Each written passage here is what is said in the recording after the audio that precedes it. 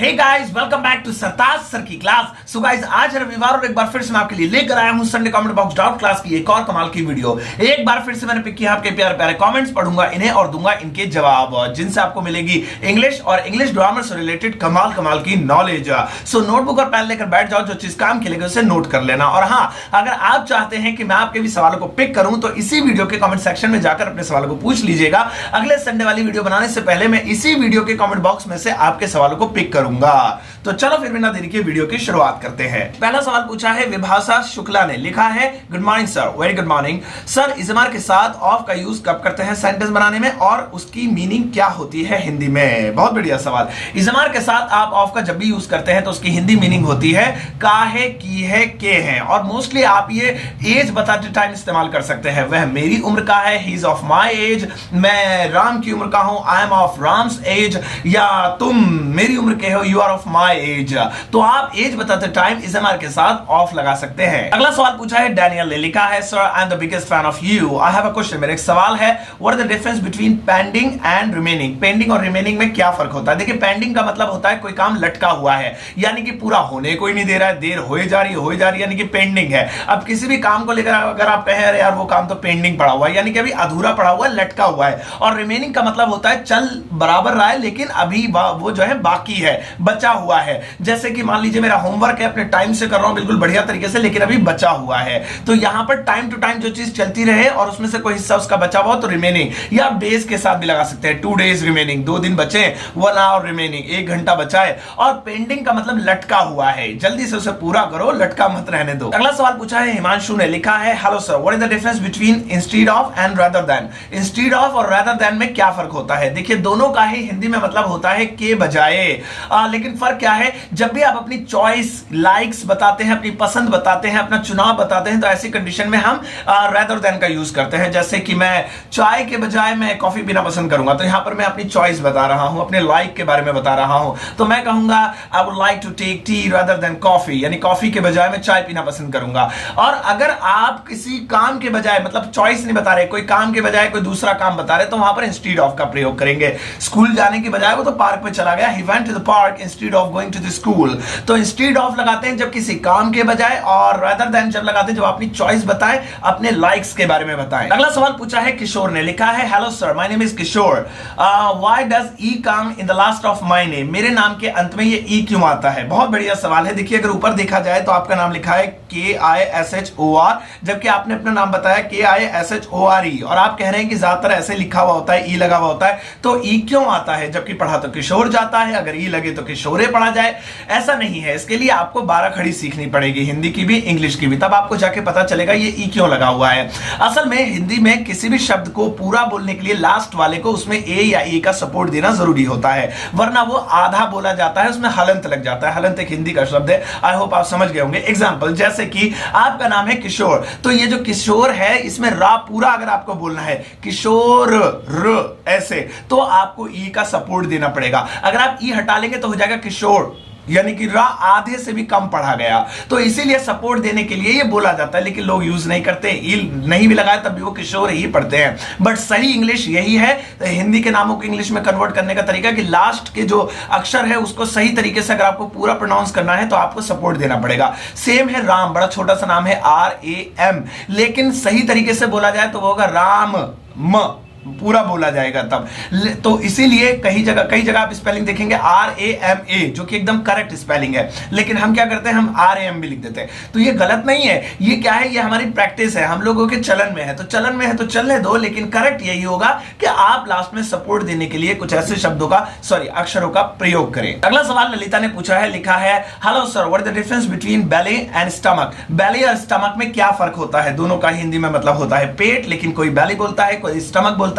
देखिए, इसमें बहुत सारी वेबसाइट, बहुत सारी डिक्शनरीज में अलग अलग डेफिनेशंस दी गई हैं। मैं आपको कुछ पढ़कर सुनाता हूं। जैसे एक वेबसाइट का कहना है कि बेली जो है वो स्टमक का इनफॉर्मल वर्ड है, यानी कि स्टाइल झाड़ने के लिए स्टमक को बेली बोल देते हैं। बेली थोड़ा बोलने में अच्छा लगता है और स्टमक थोड़ा बुरा सा लगता है। कुछ वेबसाइट्स में ये लिखा है कि जो पेट के साइडों का जो हिस्सा होता है, जहां चर्बी इकट्ठा हो जाती है, उसे बेली बोलते हैं, और जो बड़ा हिस्सा होता है बीच का, उसे स्टमक बोलते हैं। कुछ लोगों का यह भी मानना है कि पेट के हल्के से ऊपर का जो हिस्सा होता है ये बेली कहलाता है, और बीच वाला जो हिस्सा होता है ये स्टमक कहलाता है। तो अलग अलग डेफिनेशन है। अब कुल मिला के कंक्लूजन ये निकला, आप बेली और स्टमक दोनों यूज कर सकते हैं। जब आप मेडिकल टर्म के लिए यूज करें तो आप स्टमक बोलिए, और जब आप नॉर्मल भाषा में पेट बोलना चाहते हैं, उसका पेट कितना अच्छा है, उसके पेट पर टैटू है या पेट से रिलेटेड कोई भी बात या सेंटेंस बोलना है तो आप बेली का यूज करें। अगला सवाल पूछा है शिवानी ने, लिखा है sir I am biggest fan of you, really thank you so much Shivani ji, you are the best teacher on YouTube. My question है, मेरा सवाल है why are we not use gentle word for women. Women के लिए हम gentle word use क्यों नहीं करते, जैसे कि हम कहते हैं जेंटलमैन, तो आदमियों को तो जेंटलमैन बोलते हैं, लेकिन औरत को जेंटल वुमेन क्यों नहीं बोलते? कौन कहता है नहीं बोलते? आप बोल सकते हैं, कोई भी महिला, कोई भी स्त्री अगर वो बहुत ज्यादा सभ्य है, समझदार है, तो उन्हें आप जेंटल वुमेन कह सकते हैं। लेकिन हाँ, औरतों के लिए आप एक और वर्ड यूज कर सकते हैं, नोबल वुमेन। आदमियों को भी कह सकते हैं नोबल मैन, लेकिन वुमेन के लिए नोबल वुमेन भी होता है। नोबल वुमेन बहुत समझदार, बहुत ही शालीन, बहुत ही प्रतिभाशाली औरत है वो, she is a Nobel women, या फिर she is a gentle women, तो जेंटल भी बोल सकते हैं। अगला सवाल पूछा है देवेंद्र जी ने, लिखा है सर मेरा सवाल यह है कि जब साइलेंट वर्ड का उच्चारण नहीं किया जाता है तो वह क्यों लिखा जाता है, यानी उन्हें क्यों लिखा जाता है। फॉर एग्जाम्पल सुनामी, इसमें टी क्यों लिखा गया, जबकि सुनामी भी लिख सकते थे, टी लिखने की क्या जरूरत थी जब बोलना ही सुनामी है। सवाल तो बड़ा अच्छा है।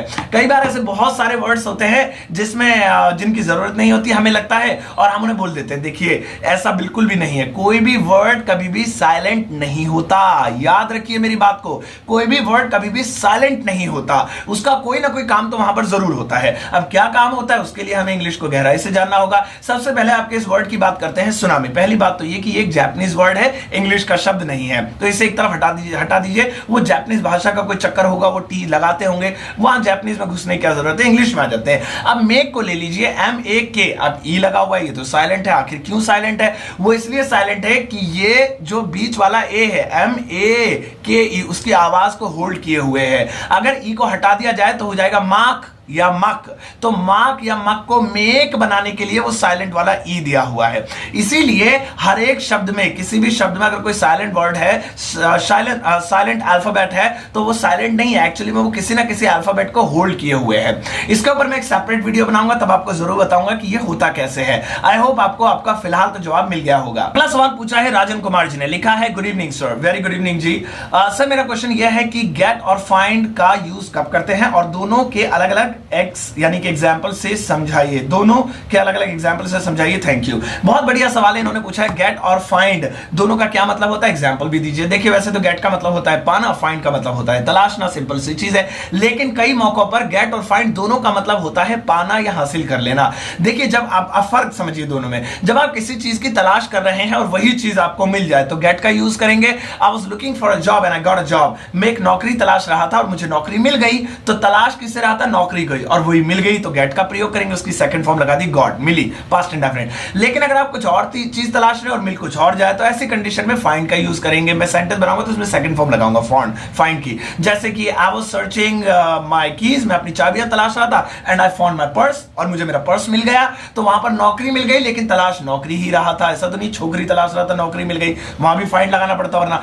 तो वहां पर एक ही चीज मिली तो गेट लगा दिया, लेकिन यहां पर क्या हुआ, तलाश रहा था अपनी कीज लेकिन मिल गया पर्स, तो यहां पर फाइंड का प्रयोग करेंगे। तो दोनों में अक्सर ये फर्क होता है। अगला सवाल पूछा है कंचन ने, लिखा है सर अगर हम 2 डबल 3 ट्रिपल यानी कि 2 को डबल बोलते हैं, 3 को ट्रिपल बोलते हैं, तो 4 और 5 को क्या बोलते हैं? बहुत बढ़िया सवाल है ये सवाल तो मेरे भी दिमाग में आता था जब मुझे पता नहीं था कि यार 2 को डबल बोलते हैं, 3 को ट्रिपल बोलते हैं, तो आगे कैसे बढ़ाएंगे, 4 को क्या बोलेंगे? मन समझाने के लिए, मतलब किसी से मैं पूछ भी लेता था तो वो भी मुझे यही बता देते जो मैं मन समझाने के लिए, अपना दिल समझाने के लिए बोल लेता था, कि फिर बोलते होंगे 4 टाइम्स 5 टाइम्स 6 टाइम्स टाइम्स लगा देते होंगे, या 4 5 6 बोल देते होंगे, या 4th 5th 6th बोल देते होंगे, लेकिन ये सब गलत है, ऐसा कुछ भी नहीं है। चलो इस काउंटिंग को थोड़ा सा आगे बढ़ाते हैं। 2 को बोलते हैं डबल, 3 को बोलते हैं ट्रिपल, 4 को बोलते हैं क्वाड्रुपल, 5 को बोलते हैं क्वांट्रुपल, 6 को बोलते हैं सेक्सट्रुपल, 7 को बोलते हैं सेप्ट्रुपल, 8 को बोलते हैं ऑक्टुपल, और इस तरह से काउंटिंग आगे बढ़ती चली जाती है। अब आपने काउंटिंग तो आप लिखी भी देख रहे होंगे, आपको एक और फैक्ट बताऊं, आपने कभी मोबाइल की दुनिया में सुना है क्वाड कोर, ऑक्टा कोर, इसका प्रोसेसर क्वाड कोर है, इसका प्रोसेसर ऑक्टा कोर है, तो क्वाड कोर मतलब 4 नंबर को क्या कहते हैं, देखिए वहां पर क्या लिखा हुआ है, क्वाड्रपल। तो क्वाड्रपल का क्या मतलब हुआ, चार, तो क्वाड वहीं से निकला हुआ है। तो क्वाड कोर मतलब 4 भागों वाला प्रोसेसर जिसको 4 पार्ट में बांटा गया हो। और ऑक्टा कोर वाला क्या होता है, तो आप समझ गए होंगे, 8 नंबर पे लिखा है ऑक्टोपल, तो इसका मतलब 8 भागों में बटा हुआ प्रोसेसर। तो क्वाड कोर, ऑक्टा कोर, ये इन संख्याओं से निकले हुए हैं। तो अब तो आपको पता चल गया होगा कि ये किस तरह से आगे काउंटिंग्स बढ़ती हैं और मोबाइल का भी इससे क्या रिलेशन है। अगर ये जानकारी आपको अच्छी लगी है तो वीडियो को लाइक और शेयर जरूर कीजिएगा, और चैनल को अगर सब्सक्राइब नहीं किया है तो चैनल को प्लीज सब्सक्राइब कर लीजिएगा। अगला सवाल पूछा है बसबली चौहान ने, लिखा है सर मेरा क्वेश्चन है कि इल और सिक में क्या डिफरेंट है। इल और सिक का दोनों का ही हिंदी में मतलब होता है बीमार या बीमारी, इलनेस, सिकनेस, बीमारी, इल और सिक बीमार। लेकिन फर्क क्या है, सिक लगाते हैं शॉर्ट ड्यूरेशन वाली बीमारी को, शॉर्ट ड्यूरेशन जैसे कि सर्दी, खांसी, जुकाम, शॉर्ट ड्यूरेशन है, तो यहां पे हम इसे सिक कहेंगे, ही सिक, यानी कि उसे वो बीमार है, कोई छोटी बड़ी बीमारी है, या ये जो सिकनेस है ये ज्यादा लंबी नहीं चलेगी। तो सिक शब्द यूज होगा छोटी बीमारियों के लिए। कि लॉन्ग टर्म वाली बीमारियां हैं तो ऐसी कंडीशन में हम इल का यूज करेंगे, ही इज इल, अरे यार वो बहुत बीमार है। इल से पता लग गया लंबी बीमारी है, कोई लंबा इलाज चलेगा। तो दोनों में ये फर्क होता है। तो गाइस ये थी आज की संडे वाली क्लास। आई एम श्योर आपको मजा आया होगा और आपको बहुत सारी नॉलेज भी मिली होगी। आपको आज की क्लास में क्या ज्यादा पसंद आया मुझे बताइएगा, और अगर आपका कोई सवाल है तो इसी वीडियो कमेंट सेक्शन में जाकर उस सवाल को पूछ डालिए। मैं अगले संडे वाली कमेंट वीडियो बनाने से पहले आपके सवालों को पिक जरूर करूंगा।